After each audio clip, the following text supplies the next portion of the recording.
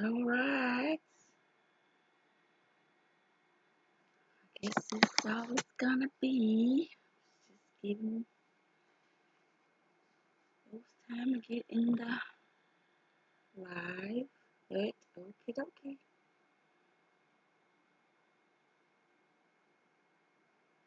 I don't think I want to do it like this. Hey y'all, the ones who are here. This gonna be real interesting, y'all. I was trying to decide if I was gonna do a little reading or not. Not no journal reading though. It's something else. But anyway, so tonight what we're gonna be discussing is the book by Joe Dispenza, which is Breaking the Habit of Being Yourself. And I glanced over, a couple of pages in the first chapter. This is going to be so good. It really is. Well, I think it is anyway. So, I hope everyone's had a good, good day. It is 9:58. I know we're about started a little late, but I don't know why that happens. Every time I'm about to go live, yeah, I find something to do, something. I say, what is that? What is that habit I got of when I'm about to go live? I gotta find something to do. And I noticed myself, I'm like, what is that? What is that? But anyway, we about to get into this book. I don't know how I want to do these because I didn't want to like read the chapter, but what I wanted to do was pick out some good pieces in here. But I think I'm just gonna go ahead and read the book. That's what I think I'm gonna do. Read the book. Read the book. Hmm. Let's see.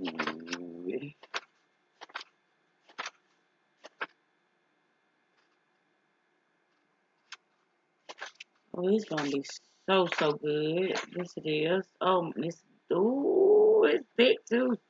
All right, yeah, we about to begin. Chapter 1, the quantum you. I'm gonna put that in the chat box. In the chat. Okay, wrong one. We don't have to do this one.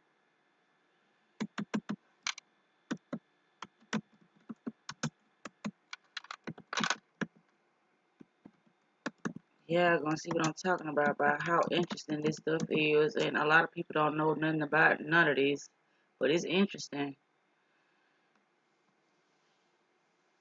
It is something that I feel like if a lot of people knew this, then it would start the shift in how our society is. But hey, gotta start somewhere. Start with Zakita. I wonder, can y'all let me see.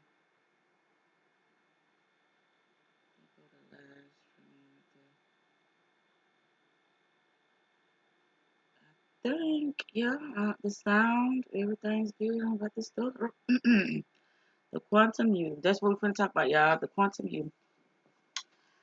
I don't know what's been going on with my arm. This thing been giving me some problems. My arm. Okay, the quantum you. Early physicists divided the world into matter and thought, and later matter and energy. Each member of those pairs was considered to be entirely separate from the other, but they're not. Nevertheless, this mind-matter duality shaped our early worldview that reality was essentially predetermined and that people could do little to change things through their own actions, let alone their thoughts. Fast forward to our current understanding that we are part of a vast, invisible field of energy, which contains all possible realities and responds to our thoughts and our feelings. Just as today, scientists are exploring the relationship between thought and matter. We are eager to do the same in our own lives. And so we ask ourselves, can I use my mind to create my reality? If so, is that a skill that we can learn and use to become who we want to be and create the life we want to experience? Yes, that's all I talk about, you guys, is how we can create our reality with our thoughts. But we have to be intentionally doing this. We can't just be thinking stuff and thinking, oh, well, I'm just trying out something. We got to really know that we can do this. No, I can. Even though I have a lot of distraction going on around me, I have to do better with.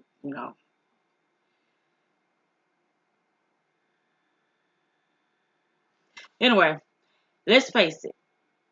None of us is perfect. Whether we like to make some changes to our physical self, emotional self, or spiritual self, we all have the same desire. We want to live life as an idealized version of who we think and believe we can be. When we stand in front of the mirror and look at our love handles, we don't just see that slightly too pudgy vision reflected in the glass. We also see, depending on our mood that day, a slimmer, fitter version of ourselves or a heavier, chunkier version. Which of our images is real? Whichever one you believe to be real. That's how it goes. Whatever you believe, that's what's real. Whatever the observer believes, that is always what's real. When we lie in bed at night, reviewing our day and our efforts to be a more tolerant, less reactive person, we don't just see the parent who lashes out at our child for failing to quickly submit to a simple request. We envision other we envision other we envision either an angelic self whose patience was stretched like an innocent victim on the rack of a hideous orgy laying waste to a child's self-esteem. Which of those images is real? Whichever one that the observer believes is real, this one is real. The answer is all of them are real, and not just those extremes, but an infinite spectrum of images ranging from positive to negative. How can that be? For you to better understand why none of those versions of self is more or less real than the others, I'm going to have to shatter the outmoded understanding about the fundamental nature of reality and replace it with a new one. That sounds like a major undertaking, and in some way it is. But I also know this. The most likely reason why you were drawn to this book is that your past efforts to make any lasting change in your life, physical, emotional, or spiritual, have fallen short of the ideals of yourself that you imagine. No, I haven't. I got this book because I wanted to read it on the live. And I wanted to share some other insights of other people talking about it. So that's why I got the book, to be exact. Okay. And why those efforts fail has more to do with your beliefs about why your life is the way it is than with anything else, including a perceived lack of will, time, courage, or imagination. Always, in order to change, we have to come to a new understanding of self and the world so that we can embrace new knowledge and new experiences. This is what reading this book will do for you. Your past shortfalls can be traced at their roots to one major oversight. You haven't committed yourself to living by the truth that your thoughts have consequences so great that they create your reality.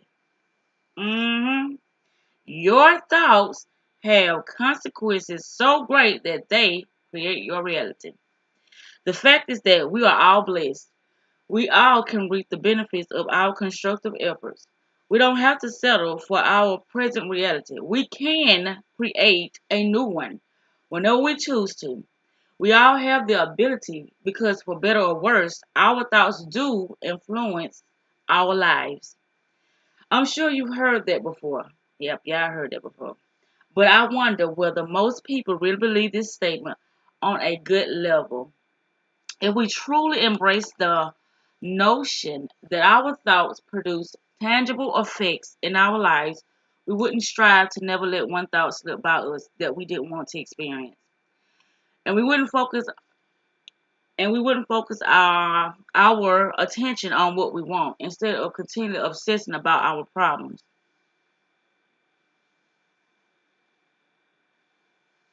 Why did he say that?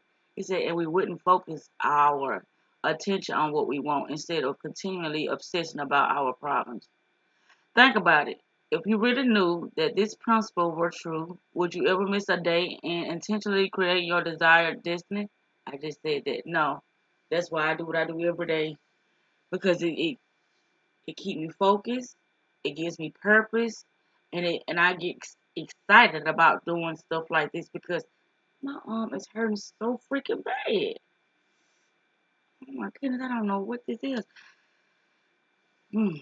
To change your life, change your beliefs about the nature of reality.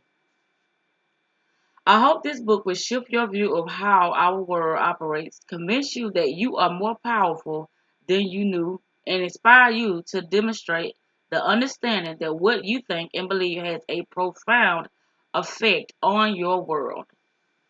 Until you break from the way you see your present reality, any change in your life will always be haphazard and transitory. You have to overhaul your thinking about why things happen in order to produce enduring and desired outcomes.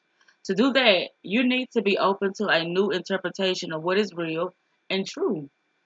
To help you shift into this mode of thought and begin to create a life of your choosing, I have to begin with a bit of cosmology. Cosmology, the study of the structure and dynamics of the universe. But don't be alarmed. We are merely going to skim through the nature of reality 101 and how some of our views about it have evolved to reach our present understanding. All of this is to explain of necessity in a brief and simple way, how it is possible that your thoughts shape your destiny. This chapter just might test your willingness to abandon ideas that have, in a sense, been programmed into you for many years on a conscious and subconscious level. Once you gain a new conception of the fundamental forces and elements that constitute reality, it won't fit into the old perception in which the linear and the orderly rule the day. Be prepared to experience some fundamental shifts in understanding. Ooh, maybe I should have put this on hold. But we're going, so we're going to continue to go. In fact, as you begin to embrace this new outlook, your very makeup as a human being will change. It is my wish that you will no longer be the same person you were when you began. Obviously, I'm about to challenge you, but I want you to know that I'm entirely empathetic because I too have had to let go of what I thought was true and leap into the unknown. Absolutely, me too. To ease into this new way of thinking about the nature of our world, let's see how our worldview was shaped by the early belief that mind and matter were separate things. Always matter, never mind. Always mind, never matter. Connecting the dots between the outer physical world of the observable and the inner mental world of thought has always presented quite a challenge to scientists and philosophers. Too many of us, even today, the mind appears to have little or no measurable effects on the world of matter. Although we probably agree that the world of matter creates consequences affecting our minds, how can our minds possibly produce any physical change affecting the solid things in our lives? Mind and matter appear to be separate. That is, unless there's a shift in our understanding about the way physical, solid things actually exist. Well, there has been such a shift, and to trace its beginning, we don't have to go back very far. For much of what for far much of what historians consider modern times, humanity believed that the nature of the universe was orderly and thus predictable and explainable. Consider the 1700s. The 17th century mathematicians and the philosopher Rene Descartes. He developed many concepts that still have great relevance to mathematics and other fields. Does I think, therefore I am? Ring any bells? In retrospect, yeah. Does I think, therefore I am? Who said that? Wasn't that Shakespeare? That could have been a Descartes dude. Okay. In retrospect, however, one of his theories, it was him. Okay. But I thought that was Shakespeare. Oh well. Okay. One of his theories ultimately did more harm than good. Descartes was a prominent pro proponent of the mechanism model of the universe, a view that the universe is controlled by predictable laws. Oh, that was a proponent of the mechanistic model of the universe. I don't know what I just said, y'all. Proponent of the mechanistic model of the universe, a view that the universe is controlled by predictable laws. When it comes to human thoughts, Descartes faced a real challenging. No, Descartes faced a real challenging. The human mind possesses too many variables to neatly fit into any laws. Since he couldn't unify his understanding of the physical world with that of the mind, but he had the account for the presence of both, Descartes played a nifty mind game, pun intended. He said that the mind was not subject to the laws of the objective physical world, so it was completely outside the bounds of scientific inquiry. Excuse me. The study of matter was the jurisdiction of science. Always matter, never mind. Whereas the mind was God's instrument. Excuse me. So the study of it fell to religion. Always mind, never matter. Essentially, Descartes started a belief system that imposed a duality between the concept of mind and matter. For centuries, that division stood as the accepted understanding of the nature of reality. Helping to perpetuate Descartes' belief were the experiments and theories of Sir Isaac Newton. The English mathematician and scientist not only solidified the concept of the universe as a machine, but he produced a set of laws stating that human beings could precisely determine, calculate, and predict the orderly ways in which the physical world would operate. According to the classical Newtonian physics model, all things were considered solid. For example, energy could be explained as a force to move objects or to change the physical state of matter. But as you will see, energy is much more than an outside force exerted on material things. Ooh, energy is the very fabric of all things material and is responsive to mind. By extensive, the work of Descartes and Newton established a mindset that if reality operated on the mechanics principles, then humanity had little influence on outcome. All of reality was predetermined. I'm going to read that again. All of reality was predetermined. Predetermined meaning that everything was already set in stone. Reality, that means do over, doing the same thing over again. That's why I tell y'all words are very triggering, but it is very, how can I say, it's letting you know what it is within the words if we just pay attention. Reality, do overs. But anyway, going on. Given that outlook, it is any wonder that human beings struggle with the idea that their actions matter, let alone entertain the notion that their thoughts matter or that free will play any part in the grand scheme of things. Don't many of us still labor today, subconsciously or consciously, under the assumption that we humans are often little more than victims? Considering that these cherished beliefs held sway for centuries, it took some revolutionary thought to counter Descartes and Newton,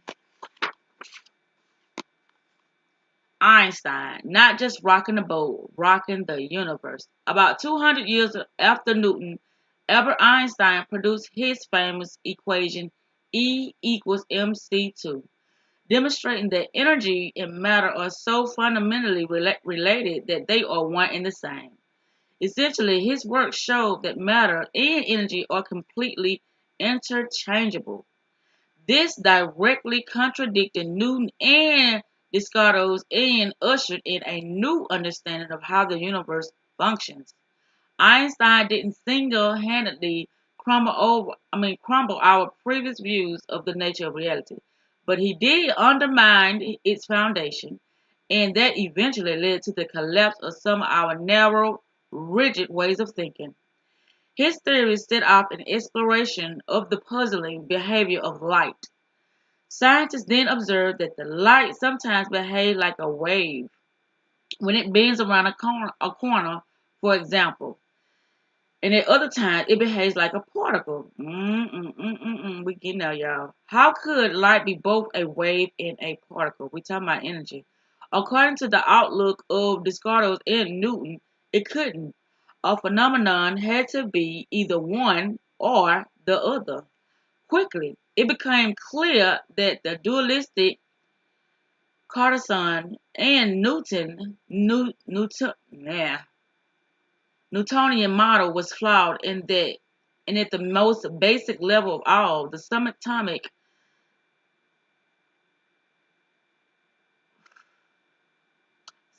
refers to the parts of electrons, protons, neutrons, and so on that make up atoms, which are the building blocks of all things physical. The most fundamental components of our so-called physical world are both waves, energy, and particles, physical matter. Depending on the mind of the observer, that's why I came up with that thing, y'all. Manifested, well, it ain't a thing. My system that I'm trying to put together for y'all is called manifested coding and observation. What you focus on, whether if you like, you can do it with all of your senses. That's why I tell y'all be careful with what y'all put in y'all bodies and what y'all listening to and y'all sense of smell, because all these things can trigger a thought, whether something that y'all would potentially want to do or something that happened in the past. So yeah, I just wanted to bring that up because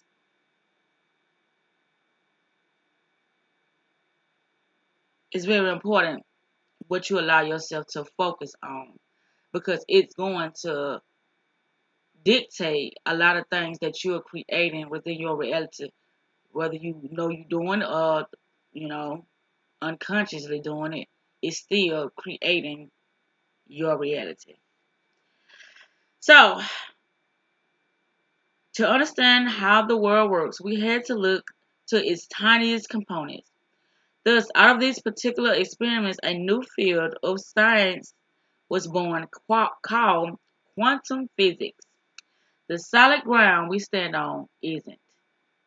This change was a complete re-imaging of the world we thought we lived in, and it led to the proverbial world being pulled out from under our feet.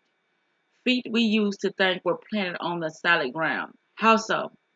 Think back to those old toothpick and styrofoam ball models of the atom.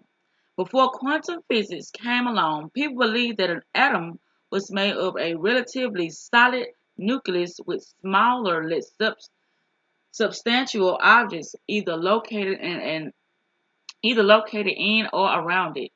The very idea that with a powerful enough instrument we could measure, calculate the mass of, and count number The subatomic particles that made up an atom made them seem as inert as cows grazing in a pasture. Atoms seem to be made of solid stuff, right? Wrong. Nothing could be farther from the truth as revealed by the quantum model. Atoms are mostly empty space. Ooh, that's what they be talking about, the Big Bang, y'all. That's why y'all really, when you really sit there and like really examine stuff, it's telling you. But if you listen to what was been taught in school and the things that they wanted us to believe, meaning they wanted to paint a perception for us to look at so we can create our reality based upon the things they needed us to do so they could be successful, you know? That's why you would want to educate people and give them your thoughts on how things should be so we can have a perception they want us to have. But when we start having our own perception, that changes how things are. That changes how, when I say the collective, that means everybody in the world. Everybody. That changes how everybody view things. So when it comes to leaders and politicians and things of that sort, that's why how they educate people, how they are informing people on certain things, it matters because it shifts your perception of things. And majority of the time, they want people to be ignorant. Because the more ignorant we is, the more they can, you know, roll out things before us and we don't even know what it is that's being presented to us because based upon the information they're giving us and based upon our knowledge of things, we'll just accept anything. That's what we've been doing. But anyway, real quantum atoms. Okay, another puzzle. Subatomic particles and larger objects plays by different rules, but this alone wasn't enough to explain the nature of reality. Einstein and others had another puzzle to solve. Matter didn't always seem to behave in the same ways. Ooh. When physicists began observing and measuring the tiny world of the atoms, they noticed that at the subatomic level, the fundamental elements of the atoms didn't obey the laws of classical physics the way that larger objects did.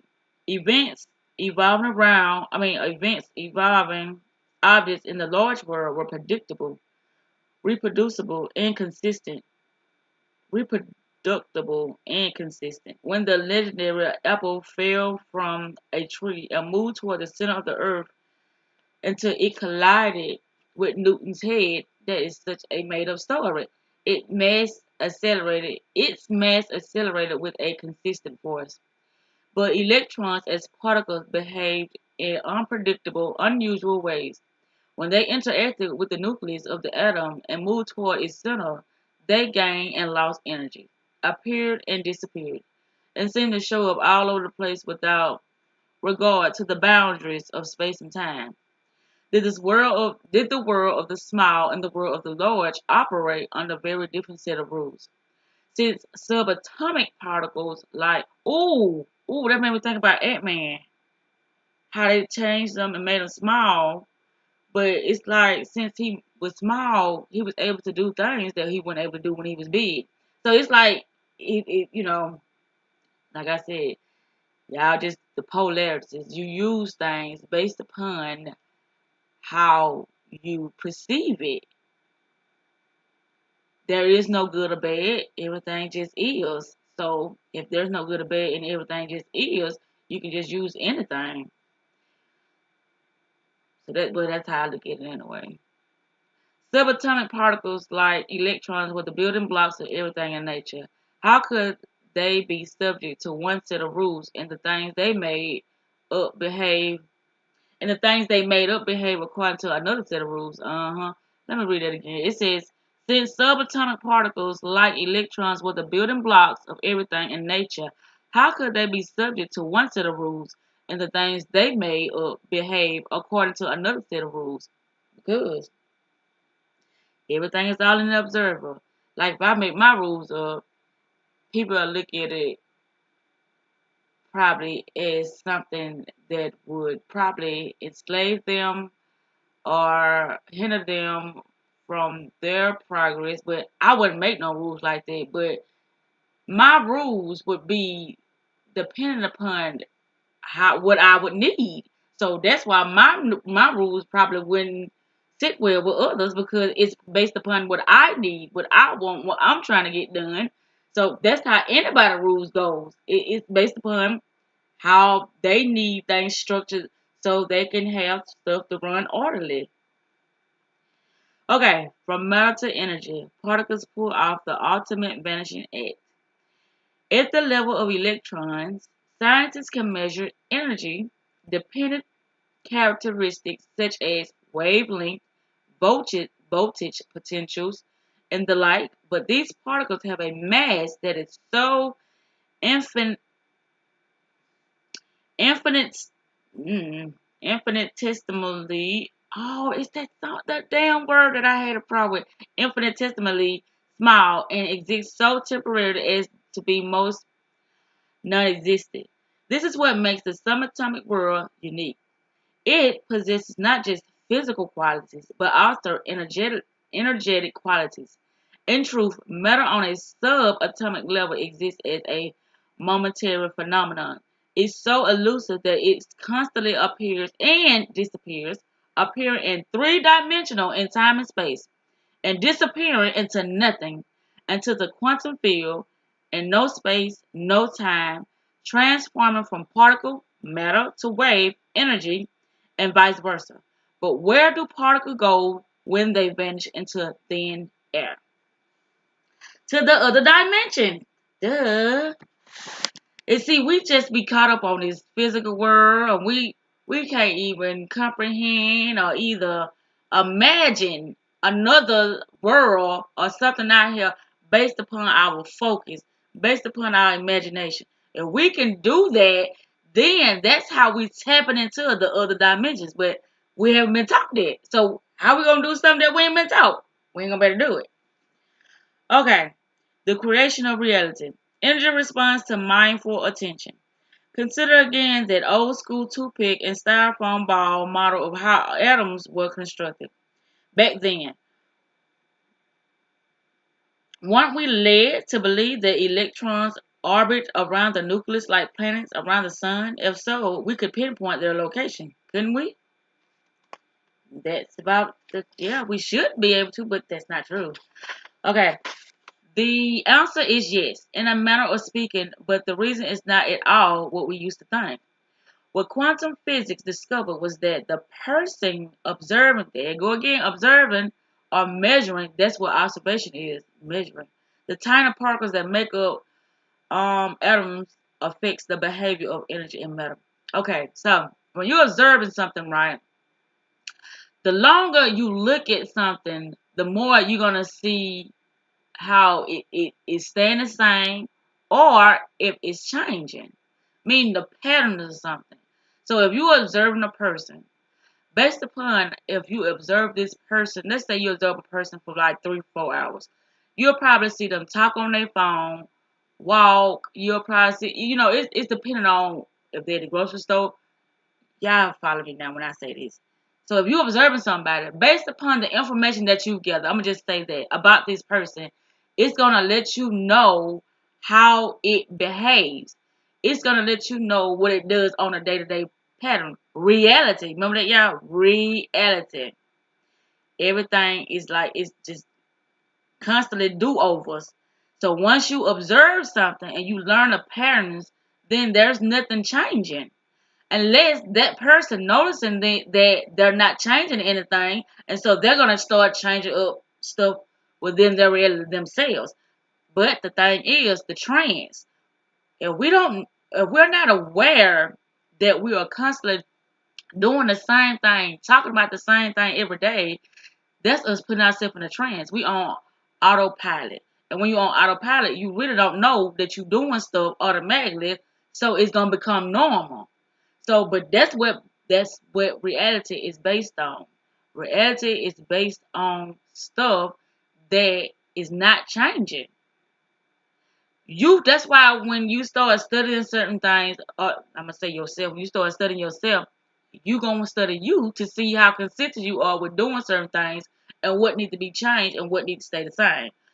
That goes for people in your life or whatever, anything. You evaluate yourself to see what needs to change or what needs to stay the same.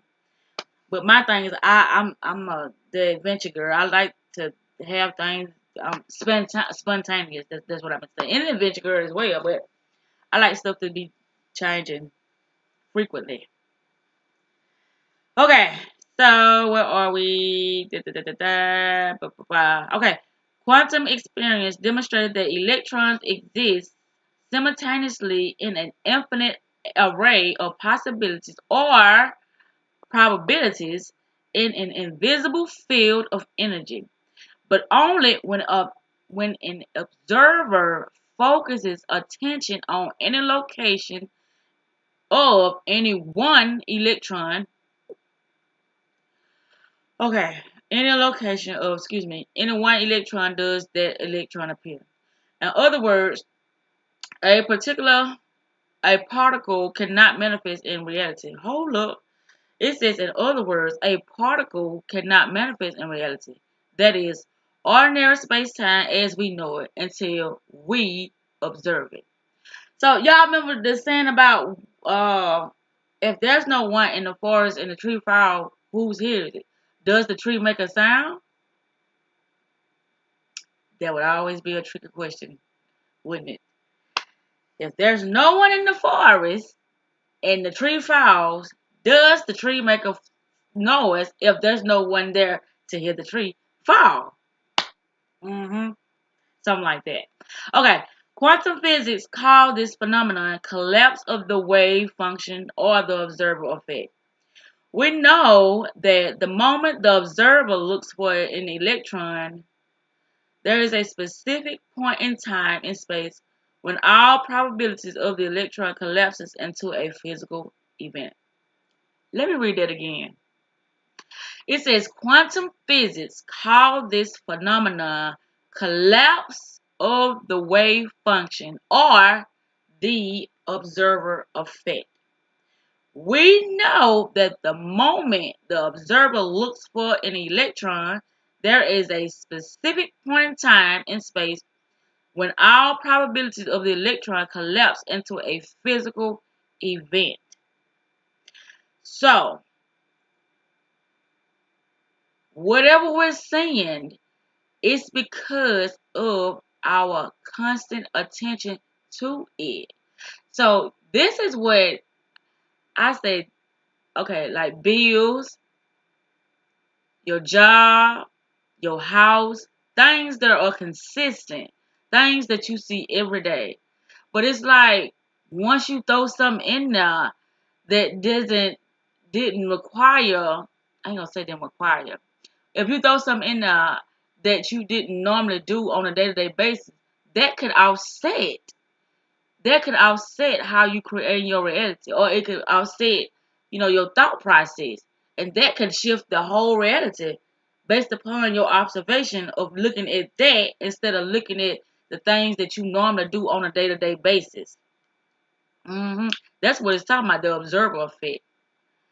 But that's why it's good. They always say it's good to change up like what you do on a day-to-day basis, so you can get, you know, so you won't get yourself stuck in a trance. That's the reason of changing your day, your actions, up sometimes. The things you do, your daily routine. That's why it's good to change it, because you won't be stuck in a trance. But the more you practice it, of changing, or the more you practice that you come to do these at this certain time. Routines and rituals, they are good, but it's not good if you constantly doing them. That's not good, because you'll be on autopilot. And when you're on autopilot, you don't know you're on autopilot. You just don't go on with the flow. Y'all gotta say, y'all create the flow. Don't go with the flow. Create the flow. Okay.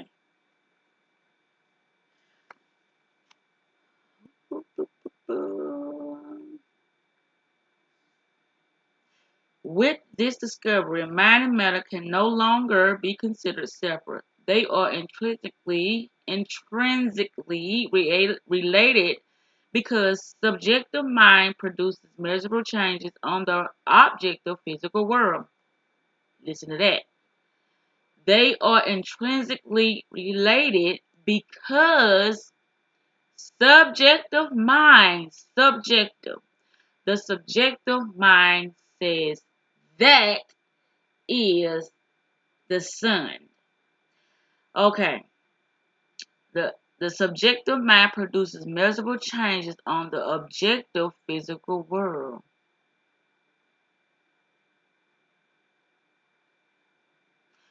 The measurable changes on the objective physical world. Okay, subjects they change. Object Objects they change as well. Objective meaning above the surface and within the surface. Are you beginning to see why this chapter is titled The Quantum You? Oh yeah, I already saw that. At the subatomic level, energy responds to your mindful attention and becomes matter. Okay, I'm gonna have to cause I got kind of caught up in that subjective and objective. Cause I know it's a difference when you're talking about the subjective mind and the objective physical world. I would say the subjective mind it only sees what it knows, and the objective physical world is not solid. It's constantly changing, and the mind is not solid either. But a lot of times that's how we fucking up because we feel like certain ideals and certain rules and certain we think that certain words are just solid, like you can't change it, but you can. If something was created within this this physical reality, it automatically be changed. But based upon what we know about the physical reality, we feel like things are solid. When ain't nothing solid on this realm. This realm ain't nothing solid. Okay, at the subatomic level, energy responds to your mindful attention and becomes matter. How would your life change if you learned to direct the observer effect and to collapse infinite ways of probability into the reality that you choose? Could you get better at observing the life you want? Absolutely, you could. An infinite number of possible realities await the observer. I'm gonna put that in there. The infinities. That's why I love watching all those Marvel movies and things of that sort because that's really what it is. But people are like, oh, it's so superficial. This sci-fi or whatever they call it, but it's not. It's not fake. It's real as people think shit real. Okay, I'm just gonna put that in the little chat box. Infinite, an infinite number. Ooh, how did I do that? Number of possibility. Possible number of possible realities.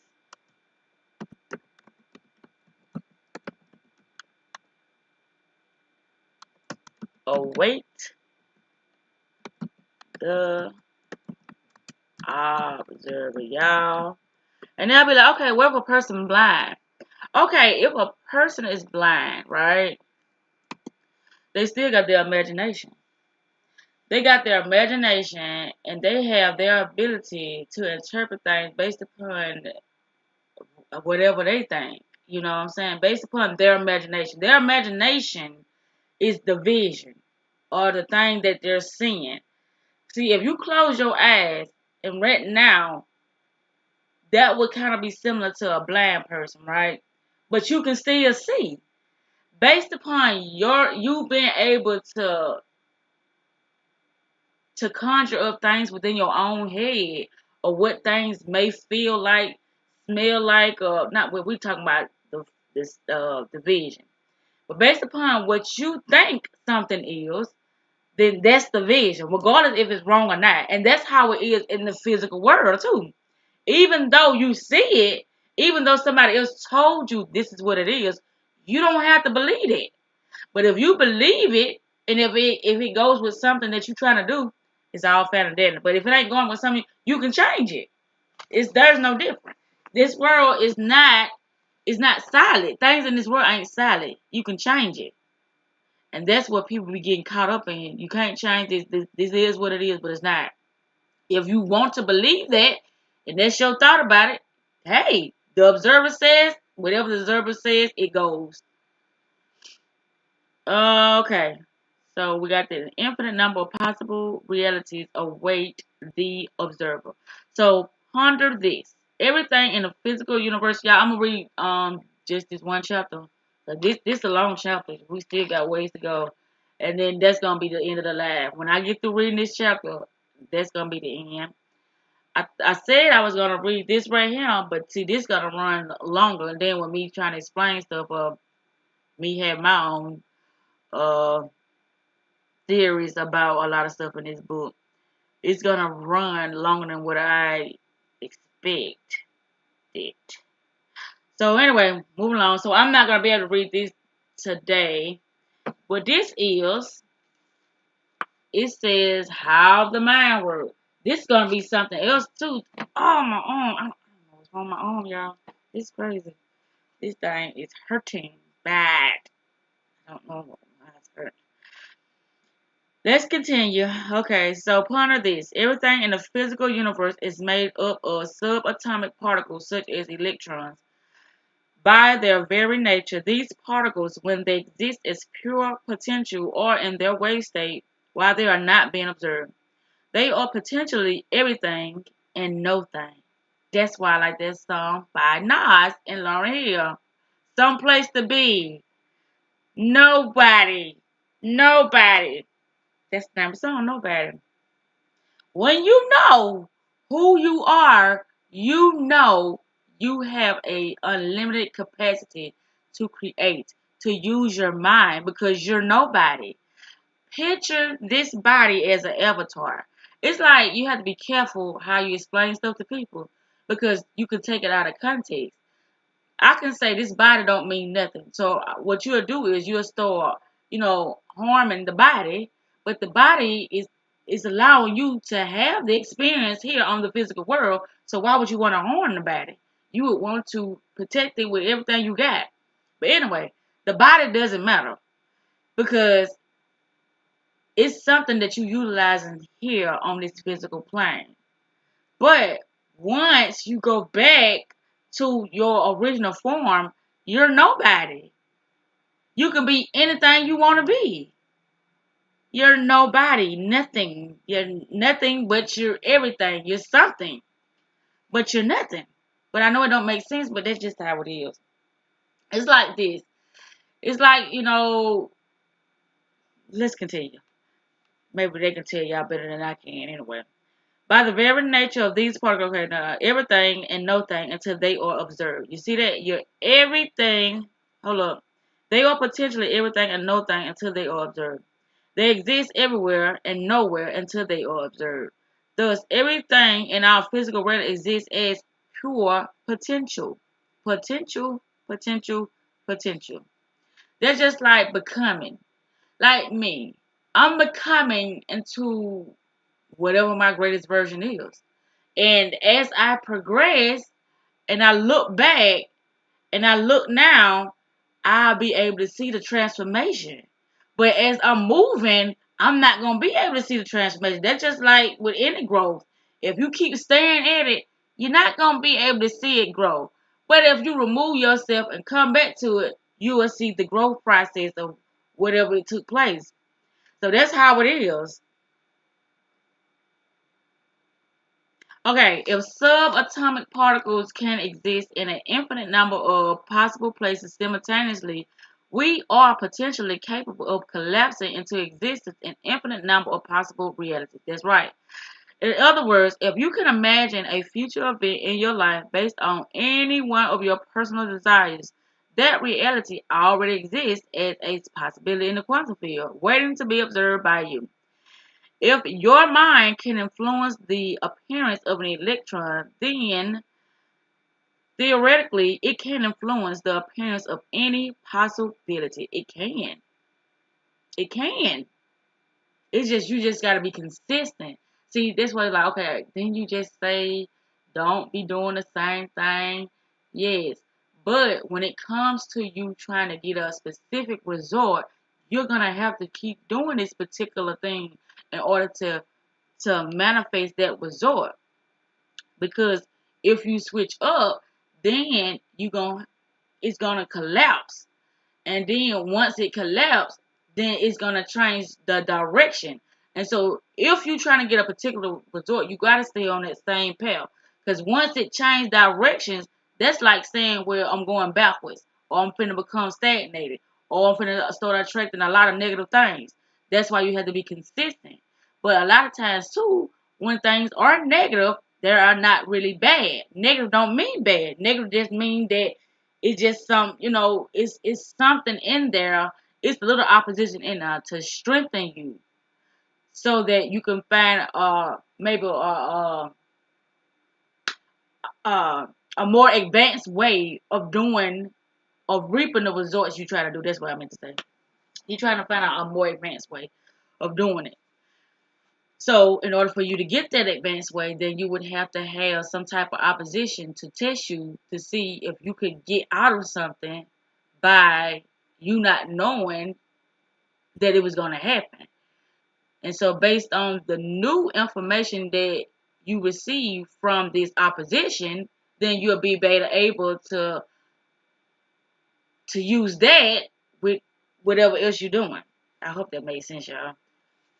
All I'm trying to say is you need more information, and to get more information, sometimes the heat gotta be turned up a little bit. You just can't stay comfortable all the time. You just gotta go through some adversities and stuff like that in order to get to the next level. Cause you have to be tested. You have to test your abilities to see how strong you is, or to see where you at. Okay, so in other words, if you can imagine a future, okay, we already said that. If your mind can influence the appearance of an electron, then theoretically it can influence the appearance of any possibility. This means that the quantum field contains a reality in which you are healthy, wealthy, and happy, and possesses all of the qualities and capabilities of the idealized self that you hold in your thoughts. Stay with me, and you will see that with willful attention, sincere application of new knowledge, and repeated daily efforts, you can use your mind as the observer to collapse quantum particles and organize a vast number of subatomic waves of probability into a desired physical event called an experience in your life. See what he just see that? He went it's like that was so complex what we just said. But then he chopped it down and said it's called an experience in your life. Let me reread this again. It said, damn, I had to read the whole thing again. It says, stay with me, and you will see that with willful attention, sincere application of knowledge, and repeated daily efforts, you can use your mind as the observer to collapse quantum particles and organize a vast number of subatomic waves of probability into a desired physical event called an experience in your life. Like clay, the energy of infinite possibility is shaped by consciousness, your mind. And if all matter is made of energy, it makes sense that consciousness, mind in this case, as Newton and Descartes call it, and energy, matter, according to the quantum model, are so intimately related that they are one. Mind and matter are completely entangled. They're in an entanglement. They're in an entanglement. We ain't gonna go there. I'm gonna say about the slap. So we're supposed to say, I feel like slapping a bitch today. Slap. Okay. Anyway, your consciousness mind has a fix on energy matter because your consciousness is energy, and energy has consciousness. You are mindful matter. In the quantum model, the physical universe is an intimate, immaterial, interconnected, unified field of information, potentially everything but physical everything but physically no thing. The quantum universe is just waiting for a conscious observer, you or me, to come along and influence energy in the form of potential matter by using the mind and consciousness, which are themselves energy, to make waves of energetic possibilities coalesce, I'm saying that wrong, coalesce into physical matter. Just as the wave of possibility of the electrons manifests as a particle within a specific momentary event, we as observers cause a particle or groups of particles to manifest physical experience in the form of events in our lives. That's why I say it's like when you talk about this stuff, it's kind of complex, but it ain't complex. But if you don't know nothing about it, it's like me, I don't like math, so it's complex to me. But I knew if I took my time and I, practiced it and understood it, then I would like it more than I do like it. But right, I don't want to sit with it. So, what we at? What we at? Boop, boop, boop, boop, boop, boop, boop, boop. You are powerful enough to influence matter because at the most elementary level, you are energy with a consciousness. You are already. Just as the wave of possibility of the electron manifests as a particle within a specific momentary event, we as observers cause a particle or groups of particles to manifest physical experiences in the form of events in our lives. This is crucial to understanding how you can cause an effect or make a change in your life. When you learn how to sharpen your skills of observation to intentionally affect your destiny, you are well on your way towards living the ideal version of your life by becoming the ideal version of yourself. We are connected to everything in the quantum field. Like everything else in the universe, we are, in a sense, connected to a sea of information in a dimension beyond physical space and time. We don't need to be touching or even in close proximity to any physical elements in the quantum field to affect or be affected by them. The physical body is organized patterns of energy and information. Do y'all hear that? The physical body is organized energy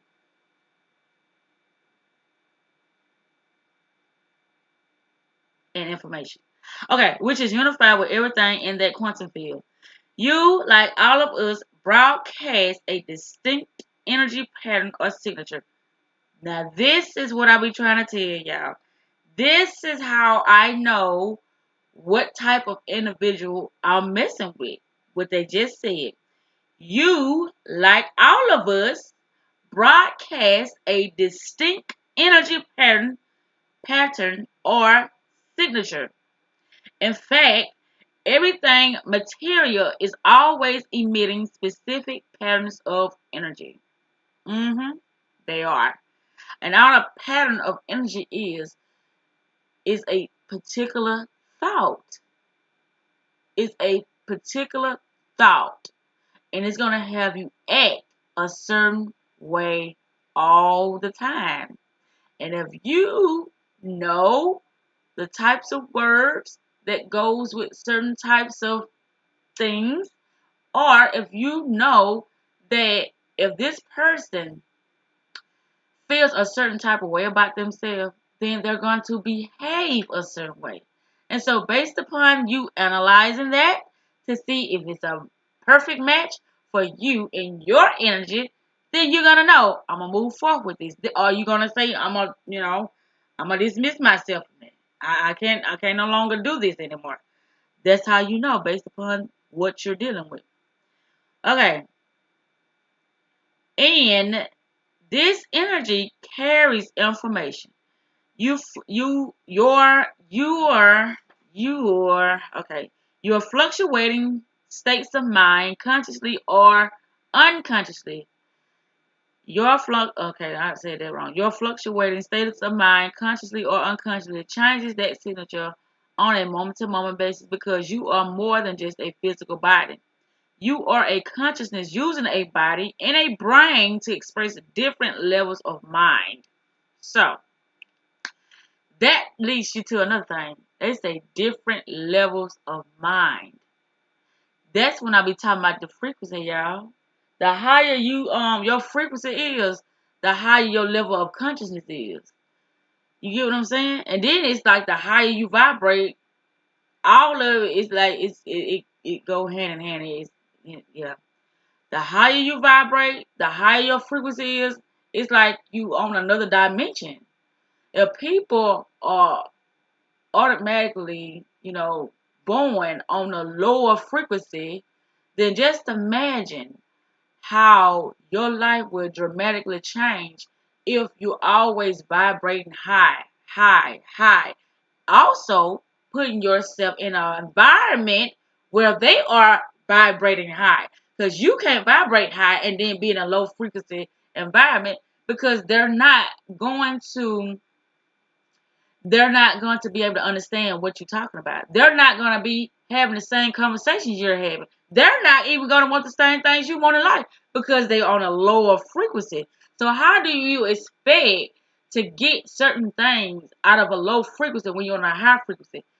They're going to only help you or support you or have a conversation with you based upon the things that they are doing. And a lot of low frequency people, they only doing, a couple of things. They're clubbing, they're doing a lot of drugs, they're doing things that low frequency people do. Not saying that it's bad, but they don't have any dreams, goals. They don't have any, what can I say? I can't say that. But y'all get the drift of what I'm saying. But when it comes to low frequency people. I'm not saying they're bad people. However, they want to, but I'm saying a low frequency person, they don't have a vision for their life. They are more susceptible to allow other people determine what they're gonna do with their day, rather than them determining what they're gonna do with their day. That's how that works.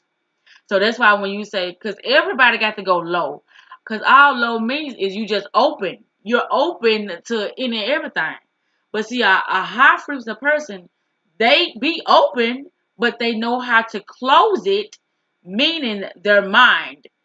When they don't, that information is not useful, they don't have an open mind. They know how to dismiss themselves, or they know how to close it out of their mind because their vision is the only thing that matters. And so if what somebody else is talking about or doing is not pertaining to what they're trying to get done, they're not going to be around that person. They're not going to do it. That's how it works. That's why you be like mindset is everything. Based upon a based upon a person's mindset, you would know who they are. You would know what kind of life they have going on. You would know why they feel the way they do about themselves based upon their mindset. A low frequency person mindset is always similar to a victim mode. A high frequency mindset is on I can, I will, and I can accomplish anything I put my mind to. I was put here for this certain purpose and I'm going to accomplish it. That's a high frequency mindset. It's a difference between high frequency and low frequency. But like I said, don't get caught up in good or bad, because good or bad has nothing to do with anything. It just is what it is. If that person want to do it, it's just low or high. It's not good or bad. Nothing is good or bad. It's just low or high. Why did it happen like that? Hold on, y'all.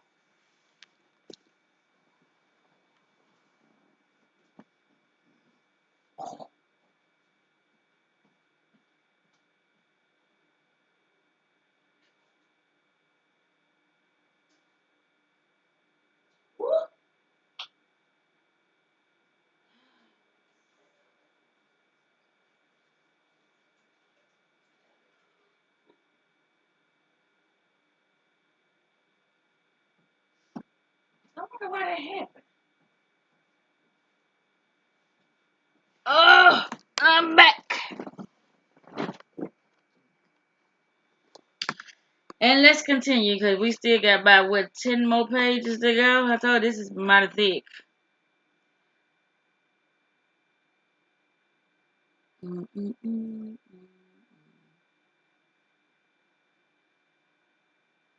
Okay, it says, and this energy carries information. Your fluctuating states of mind. Your fluctuating states of mind, consciously or unconsciously, changes that signature on a moment-to-moment basis because you are more than just a physical body. You are a consciousness using a body and a brain to express different levels of mind. Actually, what they were saying, like when y'all saying soulless, is that you are a consciousness. Okay, soulless, they was the consciousness. You see what I'm saying? And based upon them having a body, that's the only way that they could experience the physical earth. Consciousness is nothing but it's like a big ball of energy. And so based upon the information that you got as this big ball of energy, then that's how you're gonna be able to manifest. That's what you're gonna focus on. Because that's it's just the energy. That's all it is energy. Consciousness is just energy. Based upon the information you got, it's going to guide the energy to where it got to go. Other than that, it is nothing else going on. Okay. Moment to moment basis because you are more than just a physical body. You are a consciousness using a body and a brain to express different levels of mind. Another way to look at how we humans in the quantum field are interconnected is through the concept of quantum entanglement or quantum non-local connections. Essentially, once two particles can be initially linked in some way, they will always be bonded together beyond space and time. As a result, anything that is done to one will be done to the other, even though they are separately. What? Hold up, I gotta read this again. Essentially, once two particles once two particles can be initially linked in some way. Essentially, once two particles can be initially linked in some way, they will always be bonded together, but beyond space and time. As a result, anything that is done to one will be done to the other, even though they are separated from one another. This means that since we too are made up of particles, we are all implicitly connected beyond space and time. We do unto others, we do unto ourselves. What we do unto others, we do unto ourselves. Goddamn, look at that. What we do unto others, we do unto ourselves. Think about the implication of this. If you can wrap your mind around this concept, then you will have to agree that the you that exists in a probable future is already connected to the you in this now, in a dimension beyond this time and space. Right. So stay tuned. By the end of this book, the idea just might seem normal to you. It said the you that exists in a probable future is already connected to the you in this now. It's just your focus. That's right. I get it. I get it. Did y'all get it? Said the you that exists in a probable future is already connected to the you in the now. It's just based upon what you believe. If you it's like you imagining yourself, your future self, right? You say, what does she look like? What does she dress like? What does she smell like? Now you imagining stuff. So all you gotta do is just be it now. That's why I was telling y'all about being. It ain't about doing, it's about being. Be whatever that character does. Everything it does, you do it. Just be the character. And when you become the character, this is why actors get paid so much money, y'all. Because it's like they are literally trying on another mindset or they trying on another avatar and then but they not physically though, y'all get what I'm saying, but they have to act, they have to become somebody that that that is that is within the script. Y'all see what I'm talking about? They have to become another character. And so that's why a lot of actors become, mentally ill after certain roles because they play those roles so well to the point that it still affect their psyche after the initial role in the movie. So they just can't turn off a mindset that fast. They can't do it. Depending on what type of script it was, they won't be able to turn that doggone mindset off. That mindset is gonna stick with them. Y'all get what I'm saying? It's gonna stick with them. So that's what it's talking about. Like whatever you want to be, if you can see yourself, whatever you see yourself as, you have to become it. You have to be it. Whatever skills you have to get, you gotta get it. Whatever mindset you gotta have, you gotta get it. Whatever you gotta do, you have to have the whole thing to become that character. Because if you don't have all the parts, everything that is required to be that character, then you won't be the character. Weird science. Can we affect the past? Absolutely. Since we're all interconnected across this distance and time, does this suggest that our thoughts and feelings can influence events in our past as well as those we desire in our future? In July 2000, Israel Dr. Lenore Lebovici conducted a double-blinded, randomized controlled trial involving 3,393 hospital patients, divided into a control group, and an intercession group. He set out to see whether prayer could have an effect on their conditions. Prayer experiments are great examples of mind affecting matter at a distance.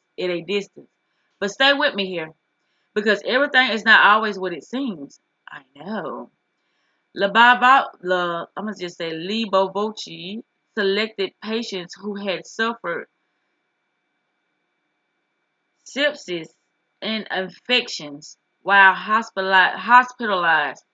He randomly designated half the patients to have prayers said for them, while the other half were not prayed for.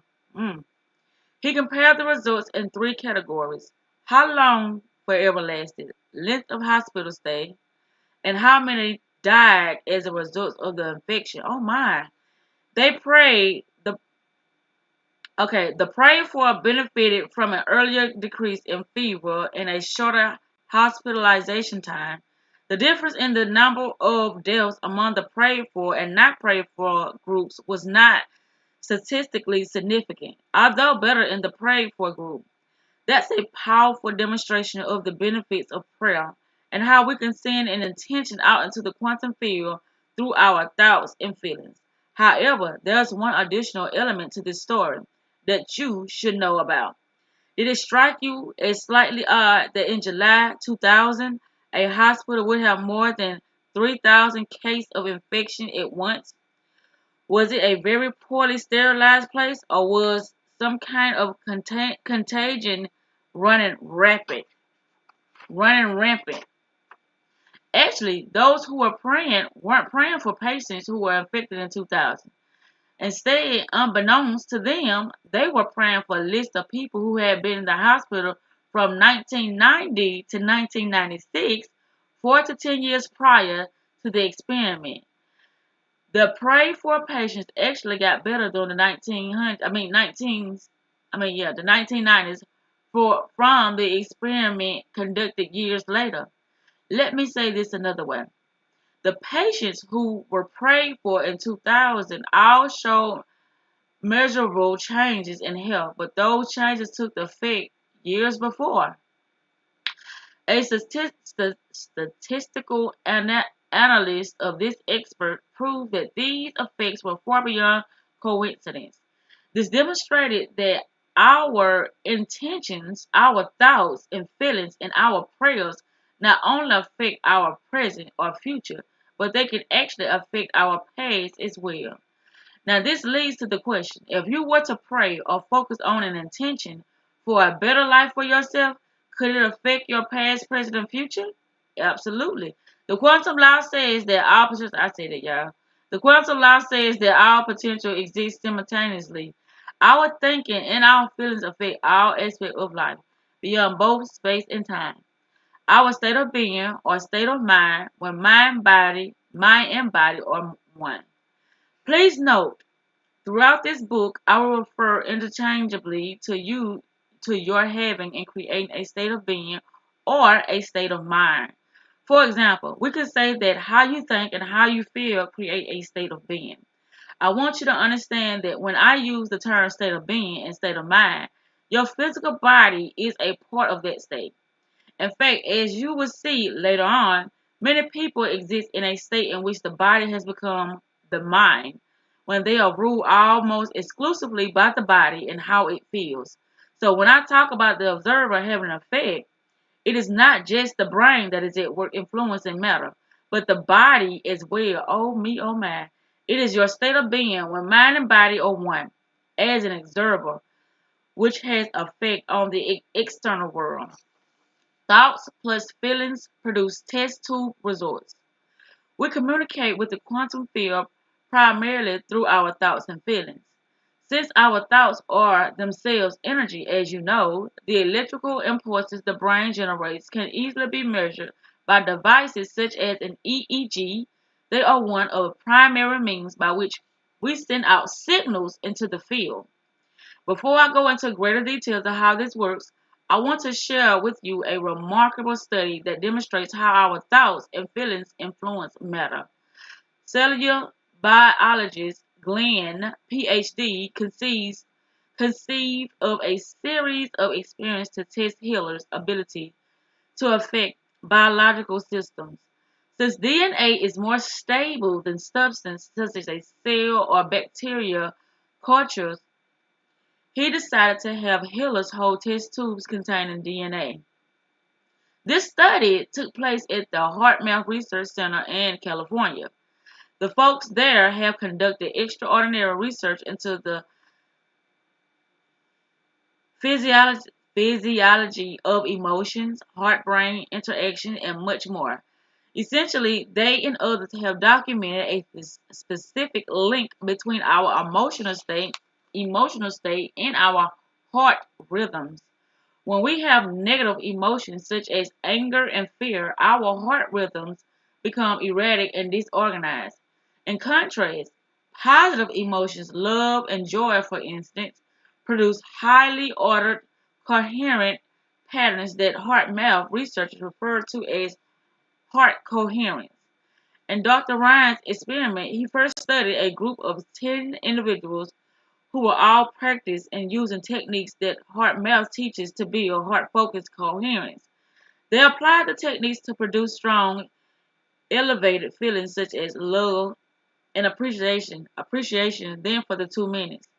They had vials containing DNA samples suspended in deionized, deionized water. When those samples were analyzed, not statistically significant change had occurred. Oh no, it said no statistically significant change had occurred. I said not. A second group of trained participants did the same thing. But instead of just creating positive emotions, a feeling of love and appreciation, they simultaneously held an intention, a thought, to either wind or unwind the strands of DNA. This group produced statistically significant changes in the conformation shape of the DNA samples. In some cases, the DNA was wounded or unwounded as much as 25%. Mm. A third group of trained subjects held a clear intent to change the DNA, but they were instructed not to enter into a positive emotion state. In other words, they were only using thought intentions to affect matter, the results. No changes to the DNA samples. The positive emotional state that the first group entered did nothing but itself by itself to the DNA. Another group's clearly held intentional thoughts unaccompanied by emotions also had no impact. Only when subjects held both heightened emotions and clear objectives in alignment were they able to produce the intended effect. An intentional thought needs an energizer, a catalyst, and that energy is an elevated emotion. hmm Heart and mind working together. Feelings and thoughts unify into a state of being. If a state of being can wind and unwind strands of DNA into 2 minutes, what does this say about our ability to create reality? What the HeartMath experiment demonstrates is that the quantum field doesn't respond simply to our wishes, our emotional request. Hold up. It doesn't respond simply to our wishes, our emotional requests. It doesn't just respond to our aim, our thoughts. It only responds when those two are aligned or coherent. That is when they are broadcasting the same signal. Wow, look at that. Look at that. They have to resonate. They have to harmonize. They have to be in sync with each other. When we combine an elevated emotion with an open heart and a conscious intention with clear thoughts, we signal the field to respond in amazing ways. The quantum field responds not to what we want, it responds to who we are being. Thoughts and feelings, broadcasting our electromagnetic signal to the quantum field. Since every potential in the universe is a wave of probability that has an electromagnetic field and is energetic in nature, it makes sense that our thoughts and feelings are no exception. I find it a useful model to think of thoughts as the electrical charge in the quantum field and feelings as the magnetic charge in the field. The thoughts we think send an electrical signal out into the field. The feelings we generate magnetically draw events back to us. Together, how we think and how we feel produces a state of being, which generates an electromagnetic signature that influences every atom in our world. This should prompt us to ask, what am I broadcasting, consciously or unconsciously, on a daily basis? That's what I always be talking to y'all about. All potential experience exists as electromagnetic signatures in the quantum field. There are an infinite number of potential electromagnetic signatures for genius, for wealth, for freedom, for health, excuse me, that already exists as a frequency pattern of energy. There we go, y'all. If you could create a new electromagnetic field by changing your state of being, oh, I'm getting so sleepy, which matches the potential in the quantum field of information, is it possible that your body will be drawn to the event or the event would find you? I say the event will find you. To experience change. Oh my goodness, y'all. How many more we got? Oh, we got too much more.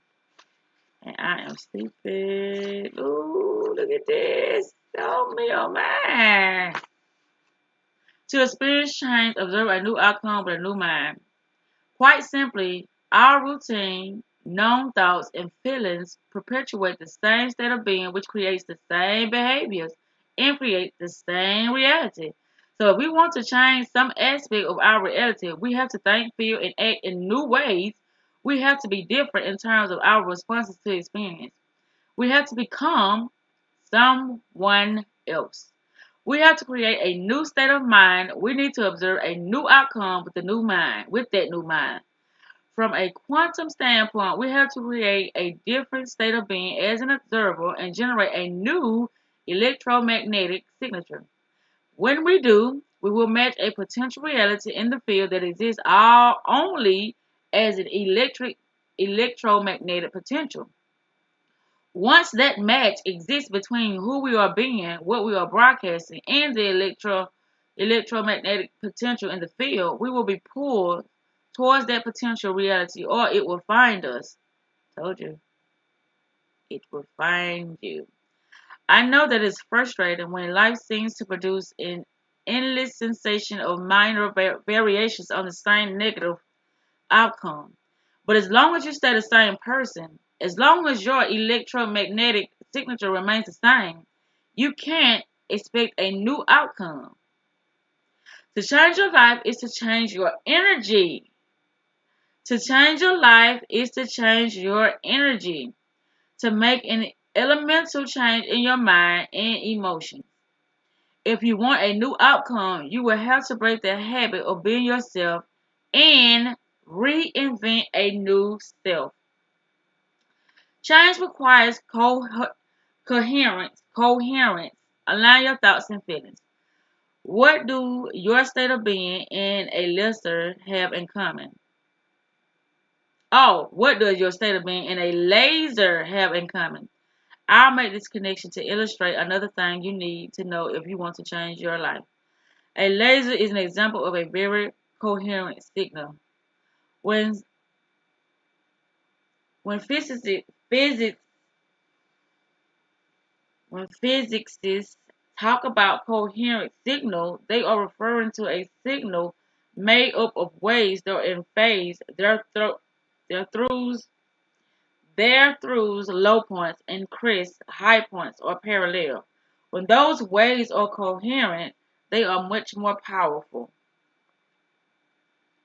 Waves in a signal are either aligned or unaligned, coherent or incoherent. The same goes for your thoughts and feelings. How many times have you tried to create something thinking in your mind that the end result was possible but feeling in your heart that it wasn't? What was the result of that incoherent, out of phase signal that you were sending? Why is it that nothing manifested? As you just saw with the heart math study, quantum creating only works when your thoughts and feelings are aligned, just as the waves in a signal are much more powerful when they are coherent. The same is true of you when your thoughts and your feelings are aligned. When you hold clear, focused thoughts about your purpose, accompanied by your passionate, emotional engagement, you broadcast a stronger electromagnetic signal that pulls you towards a potential reality that matches what you want. I suppose that's why when I get ready to start a live, I do what I do. Meaning I find something to do, but right before I go live, like I like to be under pressure. I like to, I don't know.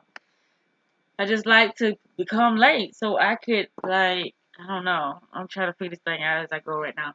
Okay, I frequently talk about my workshop audience about my grandmother, a woman I adore. She was old school Italian, as steeped in Catholic guilt as she was in the tradition of making tomato gravy to spoon on pasta. She prayed consistently for things and deliberately thought about a new life, but the guilt that had been instilled in her throughout her upbringing confused the signal she was sending. She only manifested more reasons to feel guilty. If your intentions and desires have produced consistent results, you've probably been sending an incoherent mixed message into the field. You may want wealth, you may think wealthy thoughts, but if you feel poor, you aren't going to attract financial abundance to yourself. Why not? Because thoughts are the language of the brain, and feelings are the language of the body. You're thinking one way and feeling another way. And when the mind is in opposition to the body or vice versa, the field won't respond in any consistent way. Instead, when mind and body are working together, when our thoughts and feelings are aligned, when we are in a new state of being, then we are sending a coherent signal on the airways of the invisible. Why quantum outcomes should come as a surprise. Now let's fill in another piece of the puzzle. To change our reality, those outcomes that we attract to ourselves have to surprise, even astonish us in the way in which they come about. We should never be able to predict how our new creation will manifest. They must catch us off guard. They have to wake us up from the dream of the routine reality that we've grown accustomed to. These manifestations should leave us with no doubt that our consciousness made contact with the quantum field of intelligence. So we are inspired to do this again. This is the joy of the creative process. Why should you want a quantum surprise? If you can predict an event, it is nothing new. It's routine, automatic, and you have experienced it many times before. If you can predict it, the same you produce the same familiar outcome. In fact, if you're trying to control how an outcome will occur, you just went into Newtonian. Newtonian classical physics was about trying to anticipate and predict events. It was all about cause and effects. What does going Newtonian means when applied to your ability to create? It's when the external environment is create. I mean, it's when the external environment is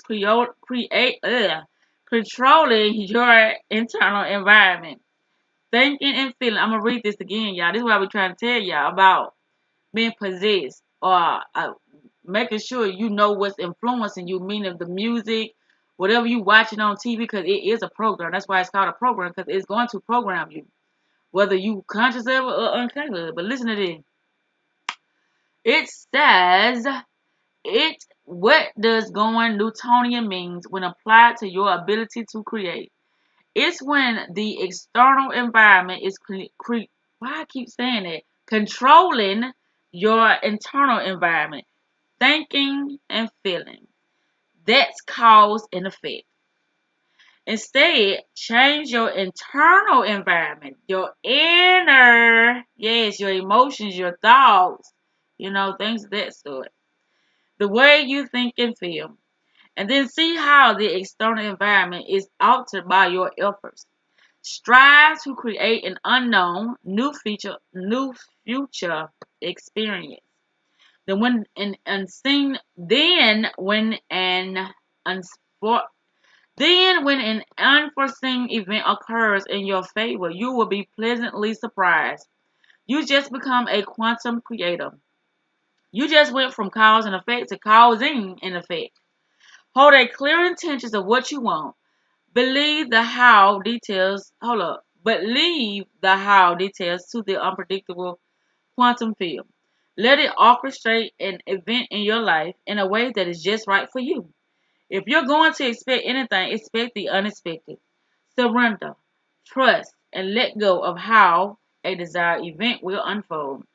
This is the biggest hurdle for most to overcome because we human beings always want to control a future reality unknown by trying to recreate how it occurred in a past reality known.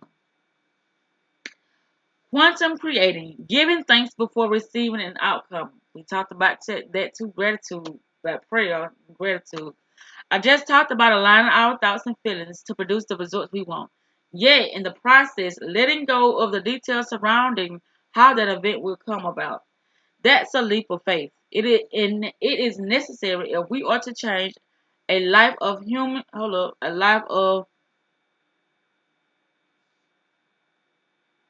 humdrum predictable outcomes for a joyful life of new experiences and quantum surprises.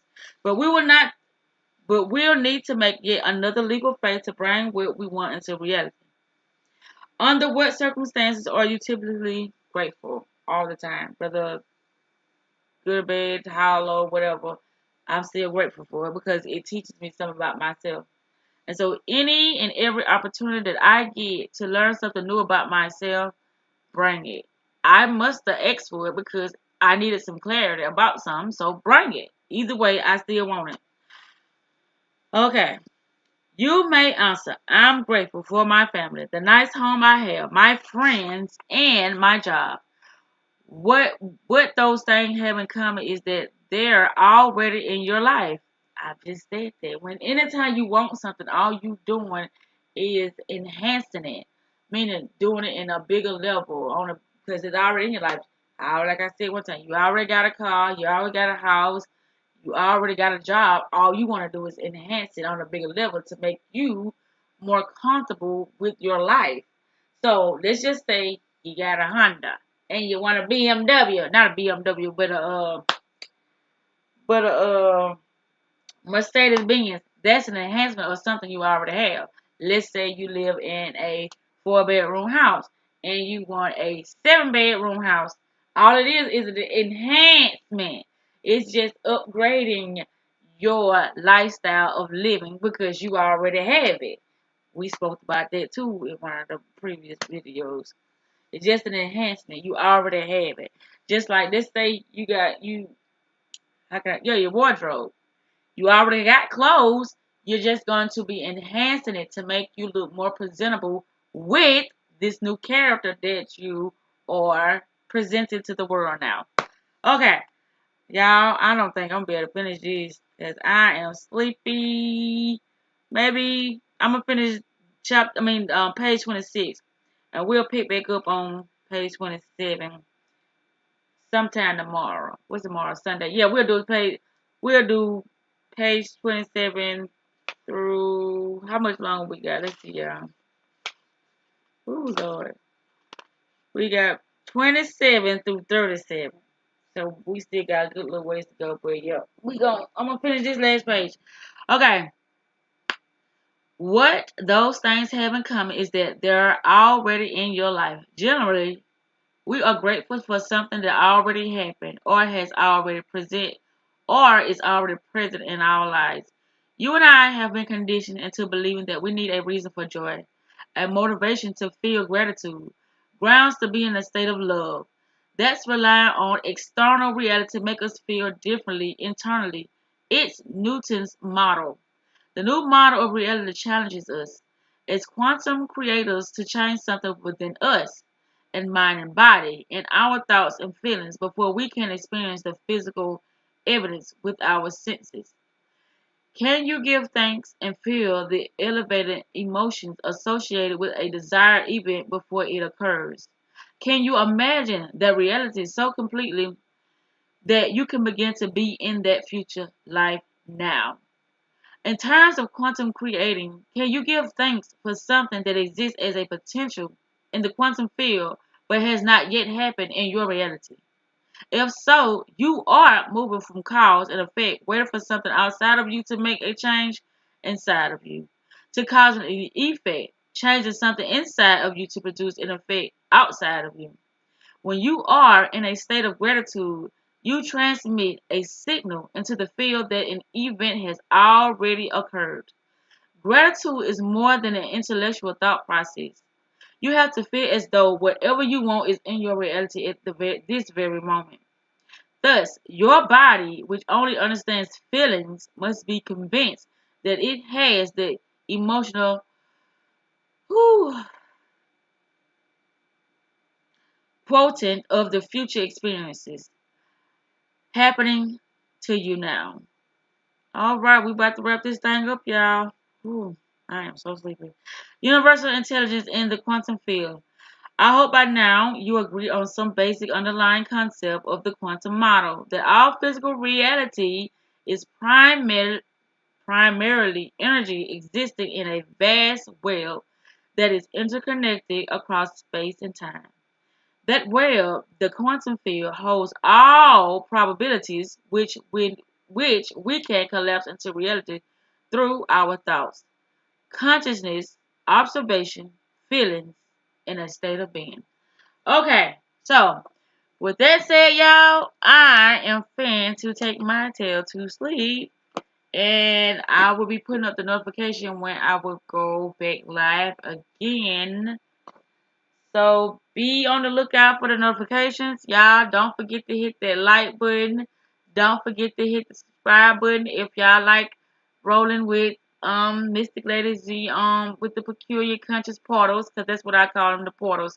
We enter different dimensions so it can expand our brain so we can be able to discern certain events, certain situations that happen in our life.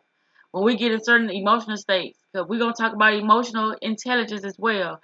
Us learning how to control our emotions when we feel like things are getting out of control within our external world. We are always in control of the inner world, no matter what is before us that has been projected to us for us to have some type of thought about it or emotion about it. We are always in control. And with that said, y'all have yourself a beautiful, beautiful night. And I'll see y'all next time. Good night.